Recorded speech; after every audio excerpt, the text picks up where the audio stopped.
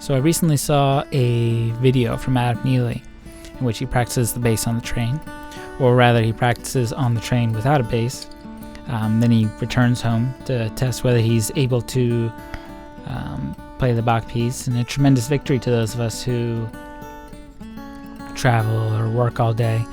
He, of course, plays the piece well, and case closed. I mean, it means I can, learn whatever music, just, under my desk at work or sitting on the toilet or whatever.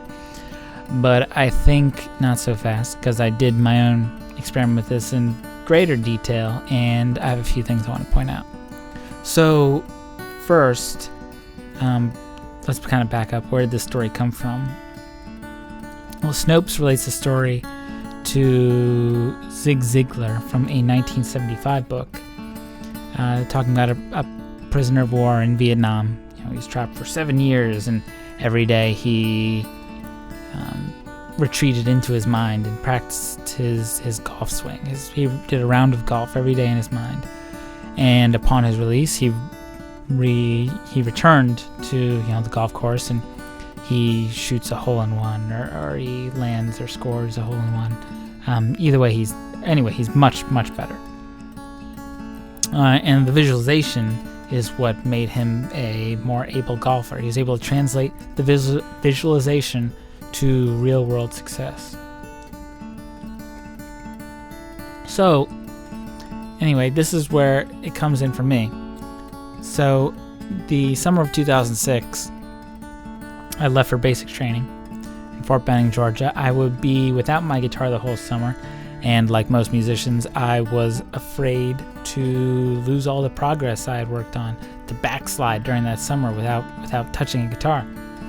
So the only sensible thing I could do was to take the shoebox that my dress shoes came in, cut out a strip, and draw it like a fretboard.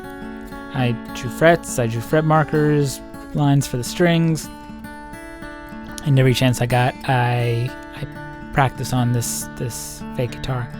I wasn't trying to learn any new music. I was only trying to review music I already knew, to keep from backsliding. I even went as far as dragging my fingers on the bricks and the concrete every day to try and keep my fingertips tough. So eventually the graduation day comes. I asked my parents to bring my guitar. They do, and I was finally reunited with my guitar after all these months of practice. And did it work? Did I strike a victory for visual ears everywhere? In a word, no. My fingers felt extremely awkward.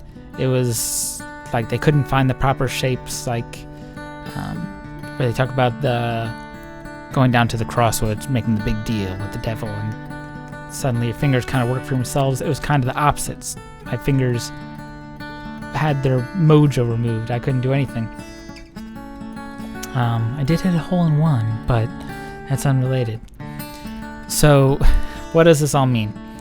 Does it mean that Adam Neely was wrong? Does it mean I was right? Did it mean I did it wrong and he did it correctly? I'm not entirely sure, but I do think the answer is a little more complicated. Maybe it is possible, or maybe it's more effective in short bursts, whereas me and my several months in Fort Benning and that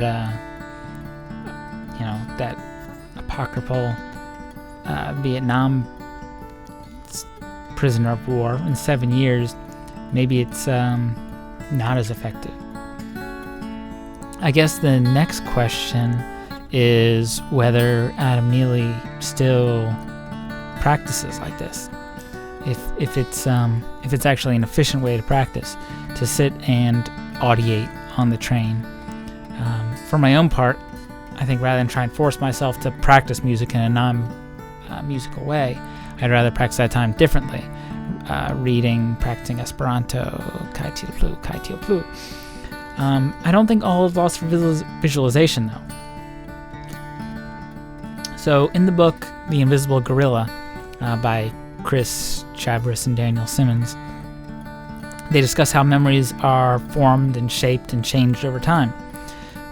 In this, students were encouraged to write down their experience of where they were on, September 11th,